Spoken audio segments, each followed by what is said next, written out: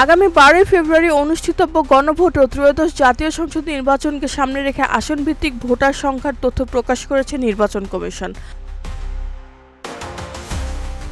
EC জানায়, ত্রয়োদশ জাতীয় সংসদ নির্বাচন ও গণভোটের মোট ভোটার 12,77,11,895 জন ভোটাধিকার প্রয়োগ করতে পারবেন। বৃহস্পতিবার নির্বাচন কমিশন সচিবালয়ের পরিচালক ও তথ্য প্রদানকারী কর্মকর্তা মোহাম্মদ রুহুল আমিন মল্লিক এ তথ্য জানান।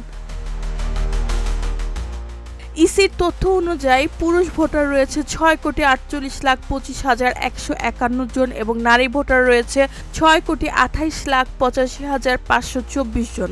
এছাড়া হিজড়া ভোটার রয়েছে 1,120 জন। 300 সংসদীয় আসনের মধ্যে সর্বনিম্ন ভোটার রয়েছে ঝালকাঠি 1 আসনে 2,28,431 জন। অন্যদিকে সর্বোচ্চ ভোটার রয়েছে গাজীপুর 2 আসনে 8,04,333 জন।